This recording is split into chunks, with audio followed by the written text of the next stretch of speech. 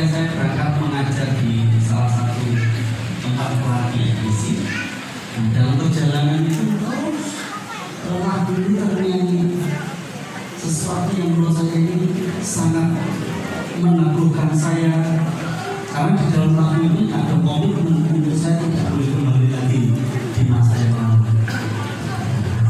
Saya ambil judul itu lagunya Payunge Ati. Saudara tahu payung?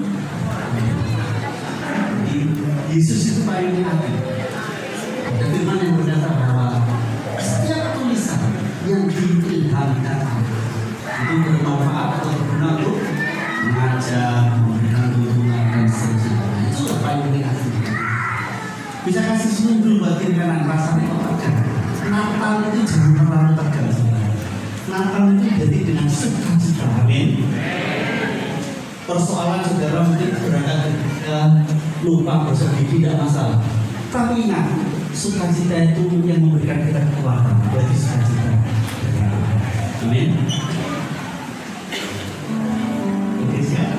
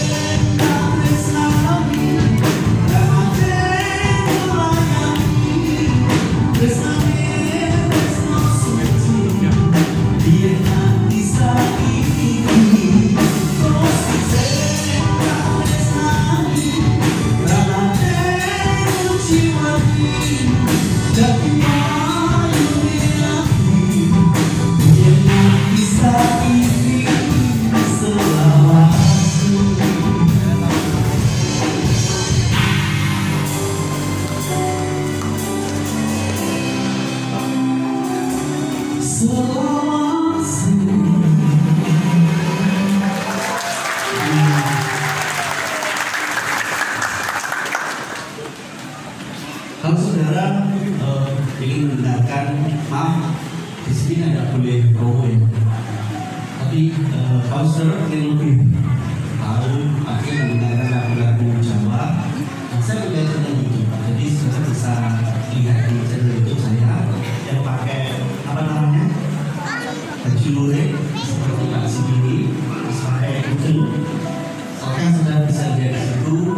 Tapi tolong jangan lupa like dan subscribe.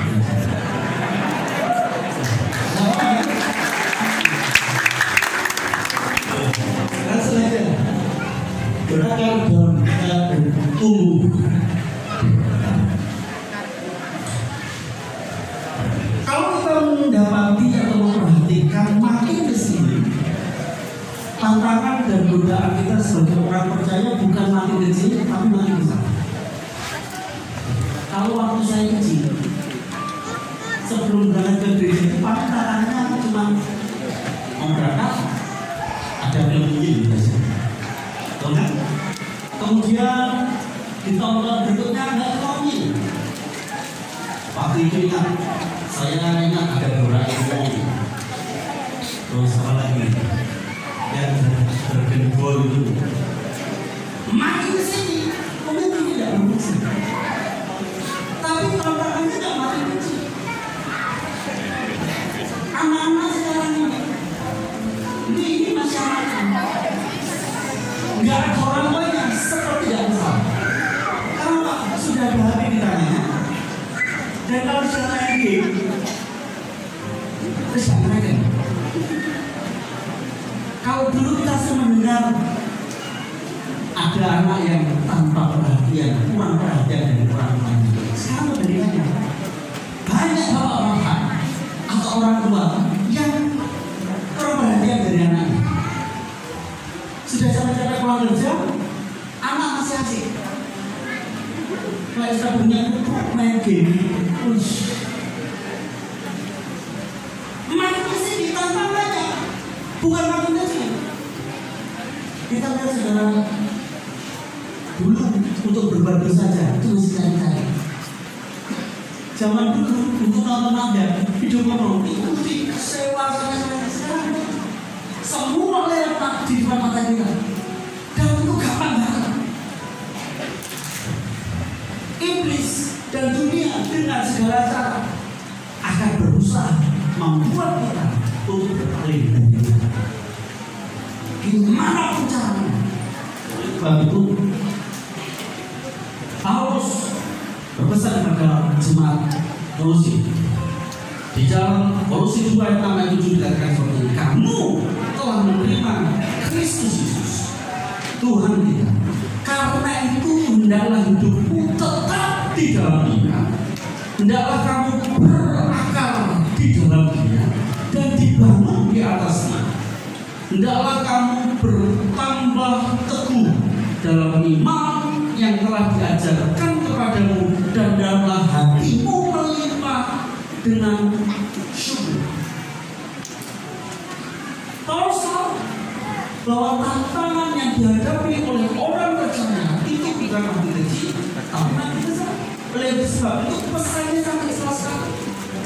Orang Kristen, orang percaya harus terus makin berakal. Gimana?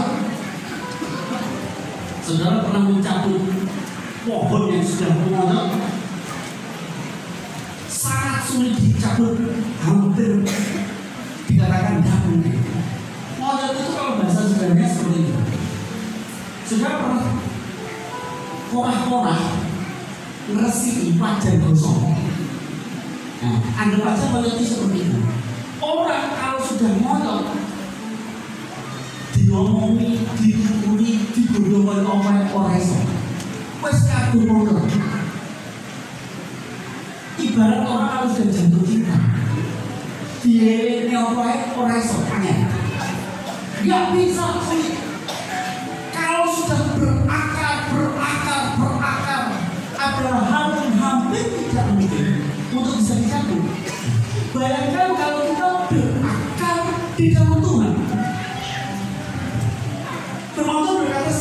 setelah saudara menerima Yesus sebagai Tuhan dan Juru Selamat, agar atau selanjutnya supaya kita terus bertumbuh dan berbuah, kita harus tetap di dalam Dia, berakar di dalam Dia. Sebab tidak akan ada pertumbuhan dan buah tanpa berakar. Supaya kita tetap berakar, supaya kita tetap berakar di dalam Dia. Ada satu yang menarik, saya tulis di sini. Kata hidup tetap itu berarti di terjemahan yang aslinya tadi berjalan mondar-mandir atau berjalan keliling. Artinya apa?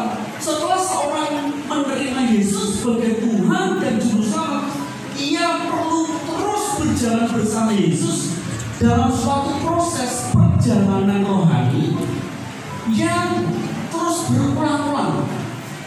Bersama Yesus, dengan kata lain, Kristus akan terus menuntun saudara dan saya untuk menikmati sebuah perjalanan rohani yang bersifat pengulangan.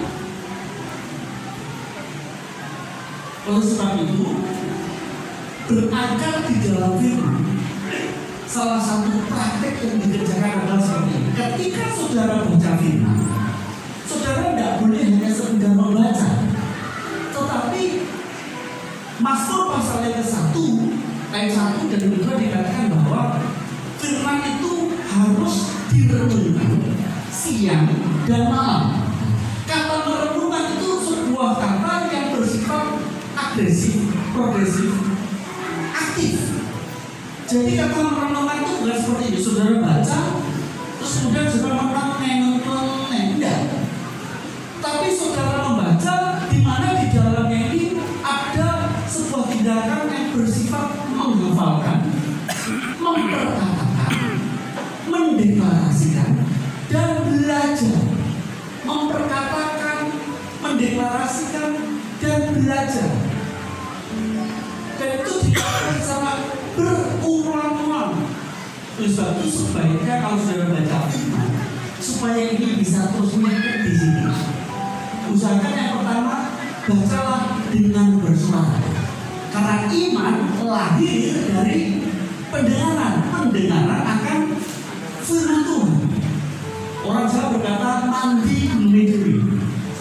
Kalau Amsal berkata hidup dan mati dikuasai oleh lidah. Barang siapa mengemakannya, dia akan memakan buahnya.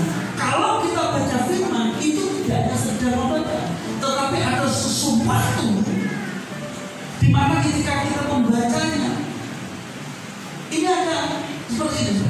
Ketika saya baca, saya meyakini bahwa ini ya dan amin benar dan terjadi dalam hidup.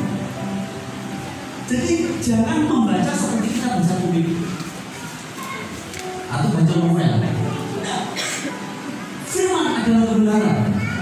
Kebenaran ini membuat hidup kita berdekat dan mengubahkan hidup kita. Oleh sebab itu ketika kita memperkatakannya, kita akan memakan buahnya. Contoh, tahun 2005, rumah kami mulai memasukkan lumpur. Jadi ceritanya lapindo keluar tanpa gesek, akhirnya yang keluar bukan hanya gas, tapi juga lumpur. Ketika lumpur mulai keluar dan masuk ke rumah kami, saya ingat satu. Ketika masalah datang, persoalan datang, saya tidak langsung cari solusi. Hal yang pertama yang saya adalah firman. Belajar dari pengalaman masa lalu. Ketika ada masalah, saya terburu-buru cari solusinya. Hasilnya mungkin tambah baik, tapi tambah buruk.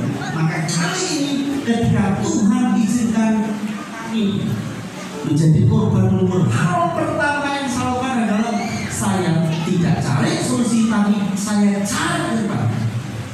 Ketika saya cari firman, ketika saya berdoa, saya ketemu satu firman Tuhan ini yang saya terus perkatakan berulang-ulang dan saya yakini sebagai sebuah kebenaran. Sampai saya modok di dalamnya, sampai saya yakin betul. Dan ini ketika saya berkata baik, hasilnya baik.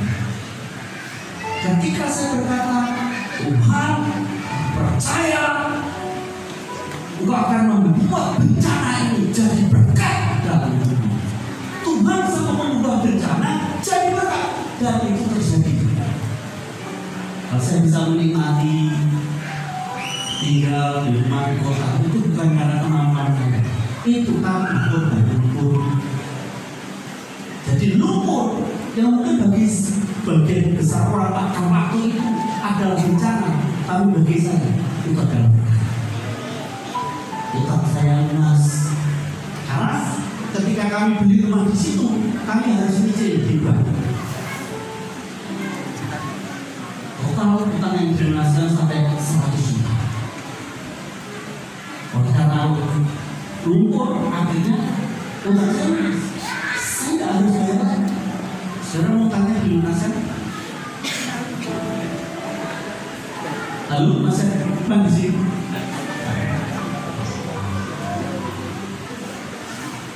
Kata tetap, sekali lagi, kata tetap berarti sebuah perjalanan rohani yang bersifat pengulangan.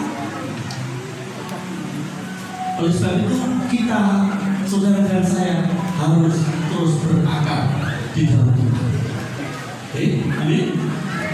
Oleh sebab itu prakteknya seperti ini. Ketika kita mulai belajar firman, lakukan itu, teliti itu, pelajari itu. Hidup orang percaya itu tidak dikendalikan oleh dari apa-apa, tapi dikendalikan oleh kata firman.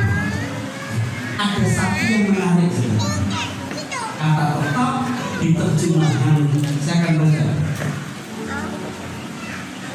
di terjemahan bahasa di versi yang sudah dibaca. Sekarang seperti ini. Di versi Kolose pasal yang ke-2 ayat ke-7, kamu harus bergantung kepadanya saja, sebab hidup dan kekuatan berasal dari Dia. Kepada kamu sudah diajarkan tentang kebenaran, kamu harus terus yakin akan kebenaran pengajaran itu dan selalu bersyukur.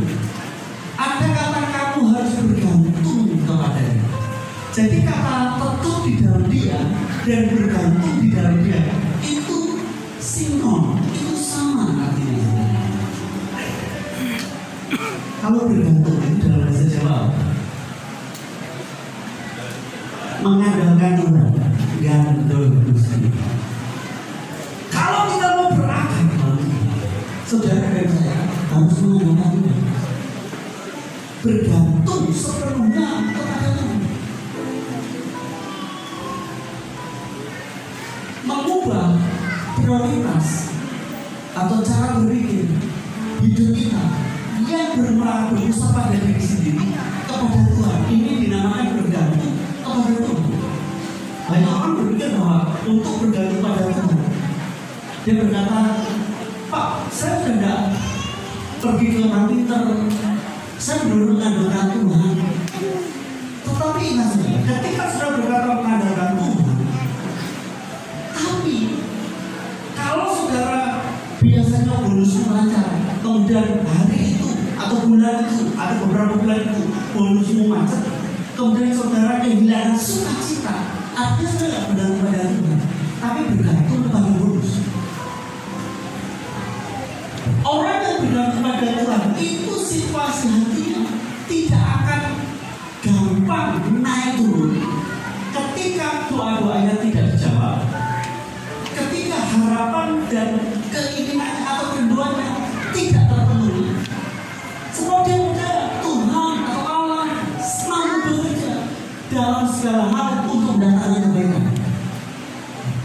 Oleh sebab itu, supaya kita berakar di dalam Tuhan, kita harus menggantungkan, mengandalkan Tuhan hidup kita, mengandalkan seluruh aspek hidup kita hanya kepada Tuhan.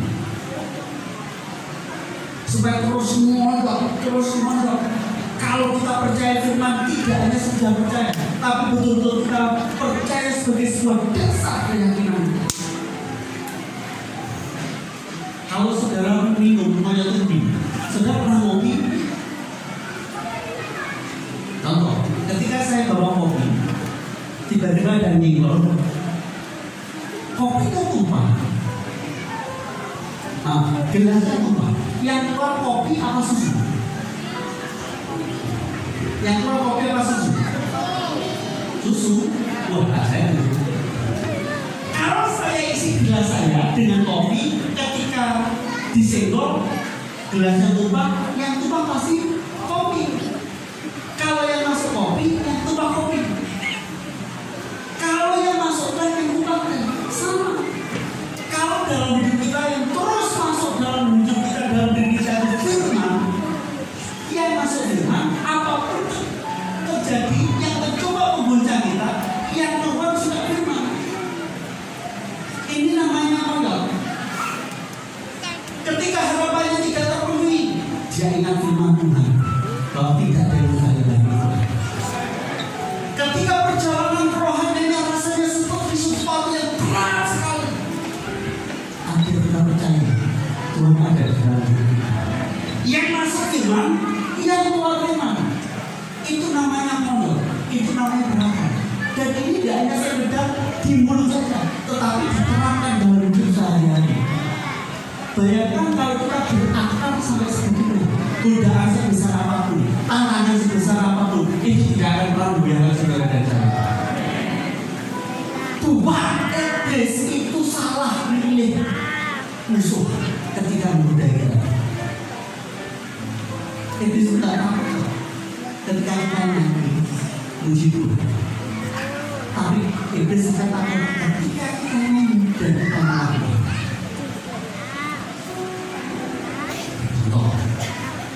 Ku percaya yang tak berubah menjadikan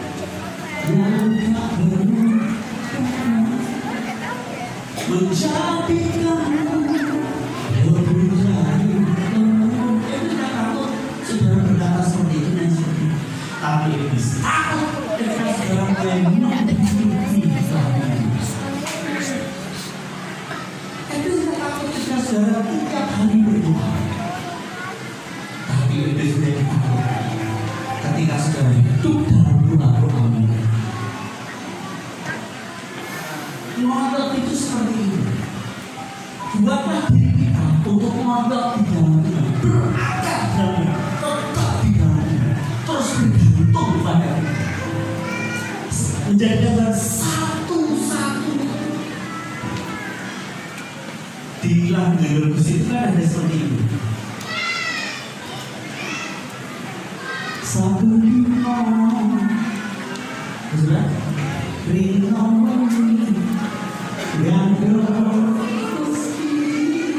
orang kalau mondok ketika Tuhan izinkan malam terjadi dalam hidup, saudara tidak akan mundur.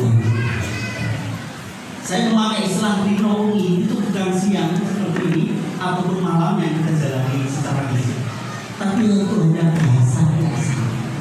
Siang itu segala sesuatu sudah jelas, serba terang.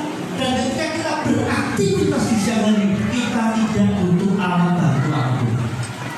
Kalau sudah pasar dan belanja di pasar Tari di siang hari, di pagi hari, saudara perlu tidak bapak senang?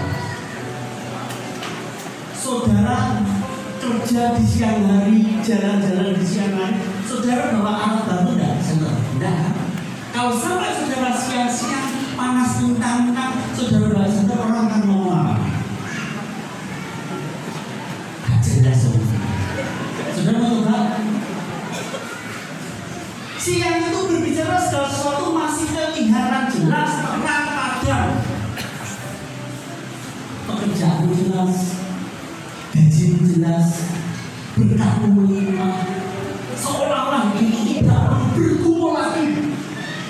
Los, aman tapi dari hubunganmu dengan sesama juga aman-aman saja. Mantumu api roh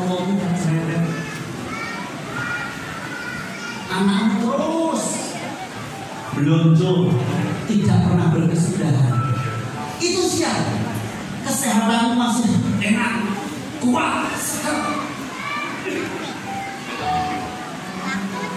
Dan orang yang tetap di dalam Tuhan, orang yang mengandalkan Tuhan, walaupun dia harus hidup dalam siang hari, dia tidak ada soal.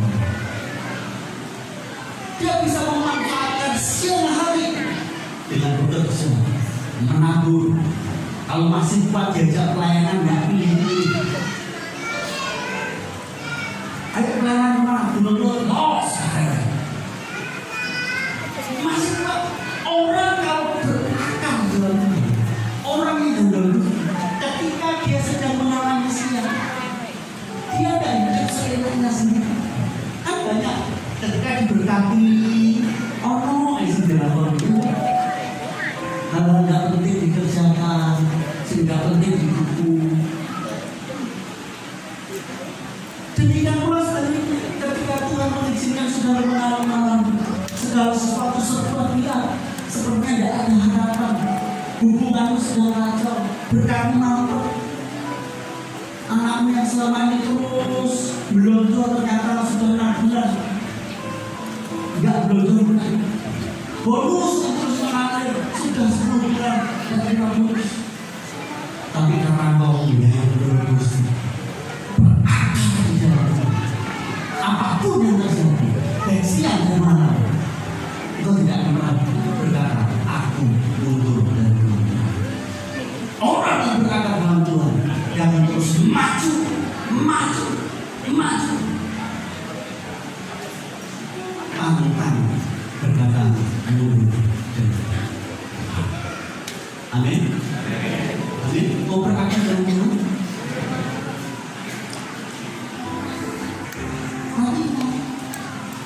Apa yang kita makan selalu ada konsekuensinya.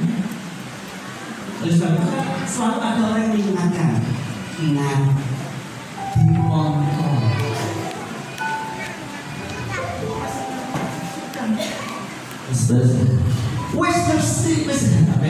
Wes ngerti kolesterol tinggi, duren PK,